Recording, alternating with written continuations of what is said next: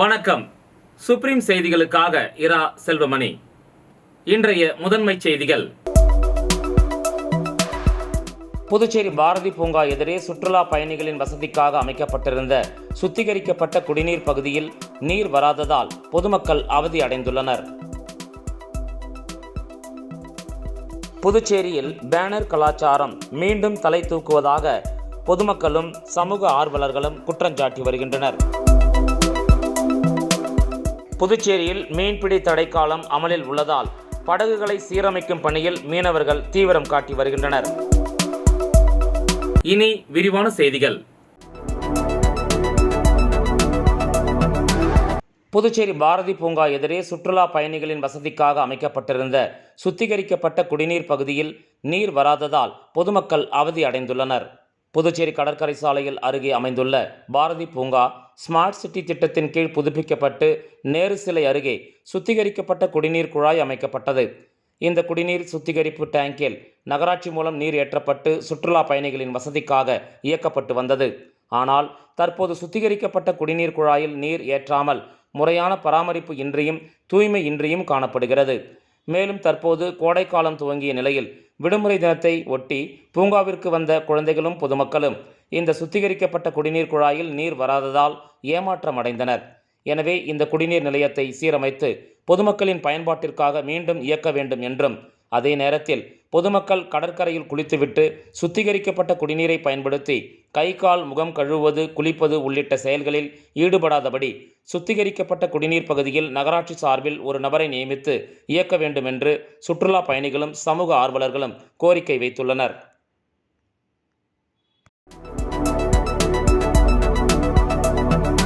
புதுச்சேரியில் பேனர் கலாச்சாரம் மீண்டும் தலை தூக்குவதாக பொதுமக்களும் சமூக ஆர்வலர்களும் குற்றஞ்சாட்டி வருகின்றனர். புதுச்சேரியில் மீண்டும் பேனர் கலாச்சாரம் தலை தூக்கி உள்ளது. புதுச்சேரி சுற்றுலா நகரமாக திகழ்கிறது. இங்கு ஏராளமான வெளி மாநிலத்தைச் சேர்ந்த சுற்றுலா பயணிகள் வருகை தருகின்றனர். கடற்கரை, நேரான வீதிகள், பிரெஞ்சு கலாச்சார கட்டடங்கள் சுற்றுலா பயணிகளை ஈர்க்கிறது. இதனால் நாளுக்கு நாள் வாகன பெருக்கம் அதிகரித்து வருகிறது. குறிப்பாக காலை மாலை நேரங்களில் கடுமையான போக்குவரத்து நெரிசல் ஏற்பட்டு வருகிறது. இது ஒருபுறம் இருக்க, நகரின் முக்கிய சந்திப்புகள், தலைவர்களின் சிலைகள், பஸ் நிறுத்தங்களில் பேனர் கட்டவுட்டுகள் வைக்கப்பட்டு வருகின்றன. புதுச்சேரியை பொறுத்தவரை நகராட்சியின் அனுமதி பெற்ற பின்னர் பேனர்கள் வைக்க வேண்டும் என்பதே விதி. ஆனால் விதிமுறைகளை மீறி அரசியல் கட்சி தலைவர்களின் பிறந்த நாள் என்றால் வாழ்த்துக்கள் தெரிவித்து நகர் முழுவதும் பேனர்கள் வைத்து திக்கு முக்காடச் செய்து விடுகின்றனர். அது மட்டுமன்றி திருமணம், மஞ்சள் நீராட்டு விழா, காதணி விழா என எதற்கெடுத்தாலும் பேனர் கட்டவுட்டுகள் வைப்பது சர்வ சாதாரணமாக வாடிக்கையாகிவிட்டது. இதனிடையே புதுச்சேரியில் தற்போது தேர்தல் நடத்தை விதிகள் அமலில் இருந்து வருகிறது. தேர்தல் முடியும் வரை தேர்தல் பறக்கும் படை அதிகாரிகள், போலீசார் தீவிர கண்காணிப்பு பணியில் ஈடுபட்டதன் எதிரொலியாக புதுச்சேரி நகரமே பேனர்கள், சுவர் விளம்பரங்கள் போன்றவை எதுவுமின்றி மிக அழகாக காட்சியளித்தன. இவை வெளியூர் மட்டுமன்றி உள்ளூர் வாசிகளையும் கவர்ந்தது என்றே சொல்லலாம். நாடாளுமன்ற தேர்தல் முடிந்ததால் தேர்தல் துறையின் கெடுபிடி சற்று தளர்ந்துள்ளது. இதனால் புதுவையில் தடை உத்தரவை மீறி பேனர் கலாச்சாரம் மீண்டும் தலை தூக்க தொடங்கியுள்ளது. புதுவையில் ஆங்காங்கே உள்ள சந்திப்புகளில் உரிய அனுமதி பெறாமல் பேனர்கள் வைக்கப்பட்டு வருகிறது. பேனர் கட்டவுட் வைப்பதால் வாகன ஓட்டிகள் தங்களின் கவனச்சிதறல் காரணமாக விபத்துகள் மட்டுமின்றி உயிரிழப்புகளும் ஏற்பட அதிக வாய்ப்புகள் உள்ளது.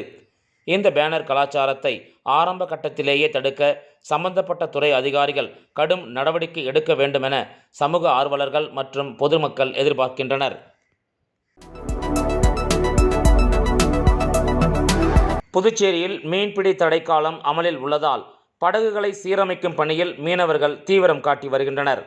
புதுவையில் மீன்பிடி தடைக்காலம் அமலில் உள்ளதால் மீனவர்கள் தங்கள் படகுகளை சீரமைக்கும் பணியில் தீவிரமாக ஈடுபட்டுள்ளனர். கடல் ஆராய்ச்சியாளர்கள் ஆய்வின்படி ஏப்ரல் 15ஆம் தேதி முதல் ஜூன் 14ஆம் தேதி வரை மீன்களின் இனப்பெருக்க காலமாகும். இந்த காலத்தில் மீன்களை பிடித்தால் மீன்களின் வயிற்றில் உள்ள சினை முட்டை அழிக்கப்பட்டு மீன்களின் இனப்பெருக்கம் பாதிக்கப்படும். எனவே இந்த 61 நாட்களில் ஆழ்கடலில் மீன்பிடிக்க மத்திய மாநில அரசுகளால் தடை விதிக்கப்படும். அதன்படி புதுவையில் மீன்பிடி தடைக்காலம் கடந்த 15ஆம் தேதி அமலுக்கு வந்தது. இதனைத் தொடர்ந்து புதுவையில் 20,000க்கும் மேற்பட்ட மீனவர்கள் கடலுக்கு செல்லவில்லை. அவர்கள் தங்களது விசைப்படகுகளை தேங்காய்திட்டு மீன்பிடி துறைமுகம், உப்பளம் புதிய துறைமுகம் மற்றும் கடலோர பகுதிகளில் பாதுகாப்பாக நிறுத்தி வைத்துள்ளனர். கடலுக்கு மீன்பிடிக்க செல்லாததால் மீனவர்கள் தங்கள் படகுகளை சீரமைக்கும் பணியை தொடங்கியுள்ளனர். தேங்காய்திட்டு மீன்பிடி துறைமுகத்தில் நிறுத்தி வைத்துள்ள படகுகளை கரையேற்றி சீரமைக்கும் பணியில் தீவிரமாக ஈடுபட்டுள்ளனர். அது மட்டுமின்றி கிழிந்த வலைகளையும் தைக்கும் பணியில் மும்முரமாக ஈடுபட்டுள்ளனர். மேலும் மீன்பிடி தடை காலத்தில் மீனவர்களுக்கான நிவாரணத்தை உடனடியாக வழங்க வேண்டும் என்ற கோரிக்கையும் எழுந்துள்ளது.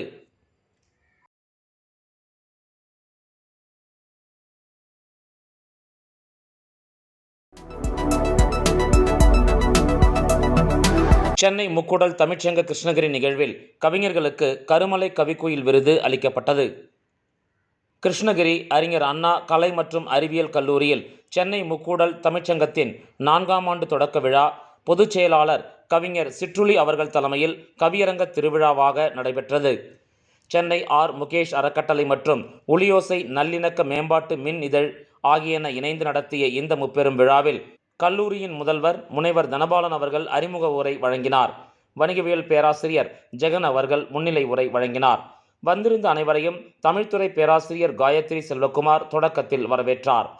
எண்ணிலிருந்து தொடங்கட்டும் எதுவும் என்னும் தலைப்பிலான கவியரங்கம் 3 அமர்வுகளாக அமர்வு தலைவர்கள் திருக்கோயிலூர் கலைச்சித்தன், கொழப்பலூர் மஜித் பாபு மற்றும் புலவர் தங்க விஸ்வநாதன் ஆகியோர் தலைமையில் நடைபெற்றது.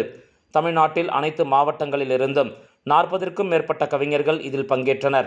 முக்கூடல் தமிழ்ச்சங்கத்தின் இதழான ஒலியோசை மின் இதழில் கதை, கவிதை, கட்டுரை, ஓவியம் போன்ற படைப்புகளை திங்கள்தோறும் தொடர்ந்து வழங்கி வந்து கொண்டிருக்கும் கல்லூரி மாணவர்கள் 35க்கும் மேற்பட்டவர்களுக்கு விழாவில் வளர் இளம் படைப்பாளர் விருதுகள் வழங்கப்பட்டன. இக்கவியரங்கில் கவிதைகளை அரங்கேற்றிய கவிஞர்களுக்கு கருமலை கவிக்குயில் விருதுகள் வழங்கப்பட்டன. மாணவர்களின் படைப்புகளை சிறப்பாக வெளியிட ஊக்குவித்து வரும் அண்ணா கல்லூரிக்கு ஒளிர்மீன் கலைக்கூட விருது நினைவு பரிசாக வழங்கப்பட்டது. புதுச்சேரி மேனாள் சாகித்ய அகாதமி பொதுக்குழு உறுப்பினர் முனைவர் சுந்தரமுருகன் அவர்கள் கவிஞர்களுக்கு விருதுகளையும் சான்றிதழ்களையும் வழங்கி சிறப்புரையாற்றினார். கொங்கணாபுரம் தமிழ்ச்சங்க தலைவர் ஜெகநாதன், சேலம் மாவட்டம் முத்தமிழ்ச்சங்க தலைவர் பொன் சந்திரன் மற்றும் புதுவை தேசிய விருதாளர் திருமதி மண்ணாங்கட்டி அம்மாள், சென்னை வேல்ஸ் பல்கலைக்கழக பேராசிரியர் பிரியா சரவணன் ஆகியோர் வாழ்த்துரை வழங்கினர். முனைவர் நாகம்மாள், முக்கூடல் தமிழ்ச்சங்கத்தின் துணைச் செயலாளர் பூந்தையல் என்கிற கற்பகம் ஆகியோர் நிகழ்வுகளை தொகுத்து அளித்தனர். இவ்விழாவின் நிறைவில் பேராசிரியர் செல்வகுமார் அனைவருக்கும் நன்றி தெரிவித்தார்.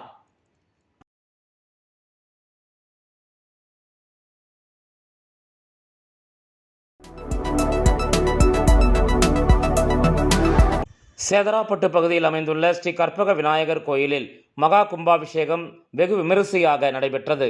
சேதராப்பட்டு தொழிற்பேட்டை மெயின் ரோட்டில் புதியதாக புனரமைப்பு செய்யப்பட்டு கட்டப்பட்ட ஸ்ரீ கற்பக விநாயகர் கோயில் மகா கும்பாபிஷேகம் வெகு விமரிசையாக நடைபெற்றது. முன்னதாக காலை 7 மணி அளவில் மங்கள இசையுடன் 2ஆம் கால யாகசாலை பூஜைகள் தொடங்கி பிம்மசுத்தி, ரக்ஷா பந்தனம், நாடி சந்தானம், தத்துவார்ச்சனை, யாத்ராதானம், கலசம் புறப்பாடு நிகழ்ச்சியுடன் காலை 9:30 மணிக்கு விமான கும்பாபிஷேகமும் 10 மணிக்கு கற்பக விநாயகர் மற்றும் பரிவார தெய்வங்களுக்கு கும்பாபிஷேகமும் வெகு சிறப்பாக நடைபெற்றது. அதனைத் தொடர்ந்து கும்பாபிஷேக விழாவில் கலந்து கொண்ட பக்தர்கள் அனைவருக்கும் பகல் 11 மணி அளவில் அன்னதானம் வழங்கப்பட்டது. கும்பாபிஷேக விழாவில் முன்னாள் சட்டமன்ற உறுப்பினர் தீப்பாய்ந்தான் கலந்து கொண்டு ஆலயத்திற்கு நன்கொடை வழங்கினார். இவ்விழாவில் பக்தர்கள் திரளாக கலந்து கொண்டு கும்பாபிஷேக விழாவினை கண்டுகளித்து சுவாமி தரிசனம் செய்தனர். நிகழ்ச்சிக்கான ஏற்பாட்டினை ஆலய நிர்வாகத்தினர் நாகரத்தினம், புருஷோத்தமன், அருள், தட்சிணாமூர்த்தி, சுந்தரமூர்த்தி மற்றும் ஆலய திருப்பணி குழுவினர் மற்றும் தொழிற்பேட்டை சேதராப்பட்டு கிராம மக்கள் சிறப்பான முறையில் செய்திருந்தனர்.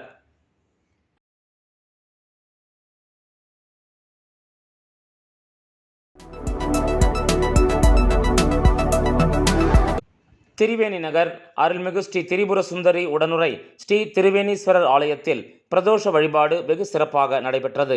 புதுச்சேரி மாநிலம் வில்லியனூர் சட்டமன்ற தொகுதிக்கு உட்பட்ட வி. மணவெளி திரிவேணி நகர் பகுதியில் அமைந்துள்ள அருள்மிகு ஸ்ரீ திரிபுர சுந்தரி உடனுரை ஸ்ரீ திருவேணீஸ்வரர் ஆலயத்தில் பிரதோஷ வழிபாடு நடைபெற்றது. இதில் சுவாமிக்கு பால், தயிர், இளநீர், சந்தனம், பஞ்சாமிர்தம், தேன், விபூதி உள்ளிட்ட பல்வேறு திரவியங்களால் சிறப்பு அபிஷேகம் செய்யப்பட்டது. இதனைத் தொடர்ந்து சாமிக்கு மகா தீப ஆராதனை காண்பிக்கப்பட்டது. இதில் திரளான பக்தர்கள் கலந்து கொண்டு சாமி தரிசனம் செய்தனர். இதனைத் தொடர்ந்து பிரதோஷ நாயகர் உட்பிரகாரம் வலம் வருதல் நிகழ்ச்சி நடைபெற்றது. இதில் பக்தர்கள் திரளானோர் கலந்து கொண்டனர்.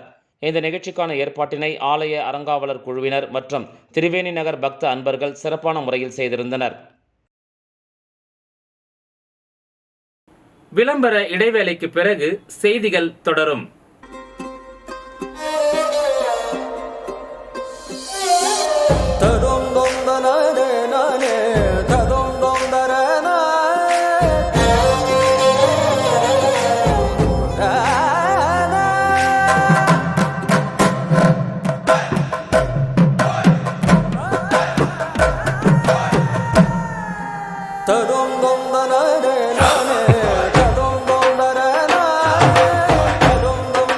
One India, one emotion. Weddings by Jose Alucas. செய்திகள் தொடர்கின்றன. சோலை நகரில் உள்ள மந்தவெளி மாரியம்மன் கோயிலில் 47ஆம் ஆண்டை ஒட்டி 108 குத்துவிளக்கு பூஜை நடைபெற்றது. புதுச்சேரி சோலை நகரில் உள்ள அருள்மிகு மந்தவெளி மாரியம்மன் ஆலயத்தில் 108 குத்துவிளக்கு பூஜை நடைபெற்றது. இதில் ஏராளமான பெண்கள் கலந்து கொண்டனர்.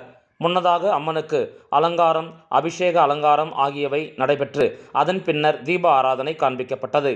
இதில் கோயில் நிர்வாகிகள், அறங்காவலர் குழுவினர் உள்ளிட்டோர் கலந்து கொண்டனர்.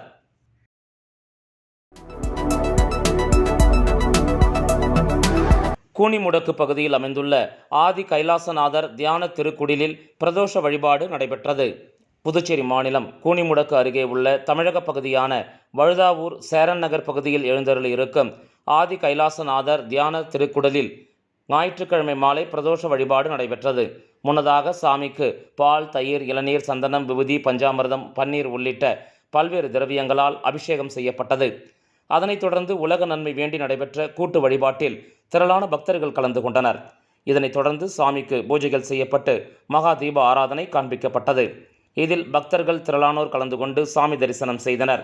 அதனைத் தொடர்ந்து விழாவில் கலந்து கொண்ட பொதுமக்கள் அனைவருக்கும் அன்னதானம் வழங்கப்பட்டது. இதனைத் தொடர்ந்து சிவலிங்கம் சுவாமிக்கு எதிரில் நந்திக்கு பதிலாக அமைந்துள்ள பீடத்தில் பக்தர்கள் அமர்ந்து தியானம் மேற்கொண்டு இறை அருளை பெற்றனர். மேலும் ஞாயிறுதோறும் மாலை தியானம் மற்றும் சத்சங்கம் நிகழ்ச்சி நடைபெறவுள்ளதாக ஆலய நிர்வாகம் தெரிவித்துள்ளது. இந்த நிகழ்ச்சிக்கான ஏற்பாட்டினை ஆலய நிர்வாகி சிவனடியார் கலியுக பெருமாள் மற்றும் ஆலய குழு தலைவர் உட்பட ஆலய குழு நிர்வாகிகள் ஆகியோர் சிறப்பாக செய்திருந்தனர்.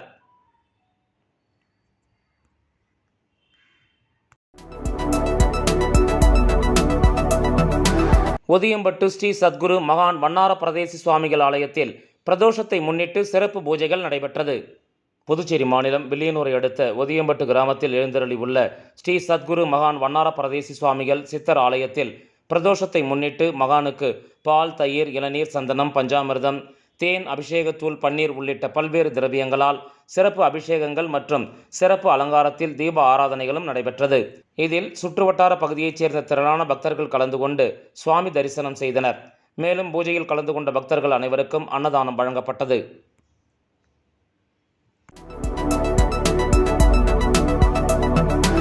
மகாவீர் ஜெயந்தி அன்று புதுச்சேரியில் தடையை மீறி இயங்கிய 124 இறைச்சி கடைகளுக்கு ரூபாய் 46,000 அபராதம் விதிக்கப்பட்டது. புதுச்சேரியில் மகாவீர் ஜெயந்தி கொண்டாடப்பட்டது. இதையொட்டி புதுச்சேரியில் இறைச்சி, மீன் மற்றும் இதர மாமிச வகைகளின் விற்பனை தடை செய்யப்படுவதாகவும் இதை மீறி செயல்படும் கடைகள் மற்றும் இறைச்சி கூடங்களுக்கு சீல் வைக்கப்படும் எனவும் புதுச்சேரி மற்றும் உழவர்கரை நகராட்சி ஆணையர்கள் எச்சரித்திருந்தனர். ஆனால் நகரம் மற்றும் கிராமப்புறங்களில் மீன், கோழி, ஆடு உள்ளிட்ட இறைச்சி கடைகள் வழக்கம்போல் திறந்திருந்தன. அங்கு இறைச்சி மற்றும் மீன் வாங்க பொதுமக்கள் கூட்டம் அலைமோதியது. இந்த நிலையில் புதுச்சேரி மற்றும் உழவர்கரை நகராட்சி சார்பில் அமைக்கப்பட்ட 2 குழுக்கள் பல்வேறு இடங்களில் ஆய்வு செய்தனர். அப்போது நெல்லித்தோப்பு, முதலியார்பேட்டை, முருங்கப்பாக்கம், முத்தியால்பேட்டை, உப்பளம் உள்ளிட்ட பகுதிகளில் தடையை மீறி இறைச்சி மற்றும் மீன் விற்பனை செய்த 174 கடைகளுக்கு ரூபாய் 46,000 அபராதம் விதித்தனர்.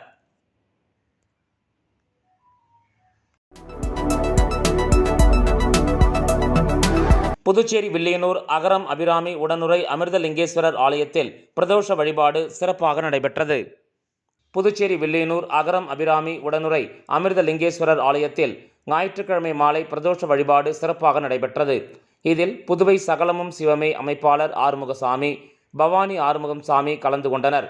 பின்பு பிரசாதமாக அறுசுவை உணவுடன் அனைவருக்கும் பரிமாறப்பட்டது. இந்த நிகழ்ச்சியில் அகரம் கோயில் நிர்வாகிகள் மற்றும் பக்தர்கள் சிறப்பாக செய்திருந்தனர் என்பது குறிப்பிடத்தக்கது.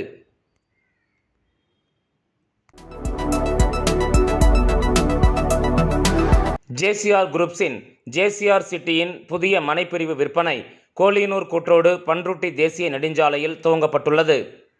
வாடிக்கையாளர்களின் நம்பிக்கை கைராசி நாணயம் பெற்ற ஜேகேஆர் குரூப்ஸின் ஜேகேஆர் சிட்டி புதிய மனைப்பிரிவு கோலியனூர் கூற்றோடு பன்ருட்டி தேசிய நெடுஞ்சாலை NH 45C வி அகரம் குச்சிப்பாளையம் எனும் இடத்தில் மனைப்பிரிவினை ஞாயிற்றுக்கிழமை காலை 10:30 மணி அளவில் ஜம்புலிங்கம், குமார், சார்லஸ் ஆகியோர் தலைமையில் சிறப்பு விருந்தினராக நடிகை கஸ்தூரி அவர்கள் தனது பொற்கரங்களால் ரிப்பன் வெட்டி குத்துவிளக்கு ஏற்றி சிறப்புரையாற்றி மனை விற்பனையை வாடிக்கையாளர்களுக்கு தொடங்கி வைத்தார். அதன் பின்னர் ஜேசிஆர் சிட்டியின் உரிமையாளர்களான ஜம்புலிங்கம், குமார், சார்லஸ் மனையின் சிறப்பம்சங்களை விரிவாக வாடிக்கையாளர்களிடம் எடுத்து கூறினர். மனையின் சிறப்பம்சங்களாக உடனே வீடு கட்டி குடியேற அனைத்து அடிப்படை வசதிகளும் நிறைந்த மனைப்பிரிவு, நகரின் 30-40 அடியிலேயே தண்ணீர் வசதி, பல குடியிருப்புகள் மத்தியில் மனை அமைந்துள்ளது. நகர் முழுவதும் 33-30 அடி அகலத்தார் சாலைகள், நகரில் மிக பிரம்மாண்டமான பூங்கா ஆகியவை அமைந்துள்ளது. நகரில் அனைத்து சாலைகளிலும் மின் கம்பங்கள் அமைந்த தெரு விளக்குகள், 2 கிலோமீட்டர் தூரத்தில் பட்டுக்கு புகழ்பெற்ற சிறுவந்தாடு அமைந்துள்ளது. 10 நிமிட பயணத்தில் பூவரசன் குப்பம் லட்சுமி நரசிம்மர் கோயில் அமைந்துள்ளது. மனையின் அளவு மக்கள் விரும்பும் அளவில் கிடைக்கும் என்று உரிமையாளர்கள் தெரிவித்தனர். மீண்டும் முதன்மை செய்திகள். புதுச்சேரி பாரதி பூங்கா எதிரே சுற்றுலா பயணிகளின் வசதிக்காக அமைக்கப்பட்டிருந்த சுத்திகரிக்கப்பட்ட குடிநீர் பகுதியில் நீர் வராததால் பொதுமக்கள் அவதி அடைந்துள்ளனர். புதுச்சேரியில் பேனர் கலாச்சாரம் மீண்டும் தலை தூக்குவதாக பொதுமக்களும் சமூக ஆர்வலர்களும் குற்றஞ்சாட்டி வருகின்றனர். புதுச்சேரியில் மீன்பிடி தடைக்காலம் அமலில் உள்ளதால் படகுகளை சீரமைக்கும் பணியில் மீனவர்கள் தீவிரம் காட்டி வருகின்றனர். இந்த செய்தி அறிக்கை இத்துடன் நிறைவு பெறுகிறது. வணக்கம்.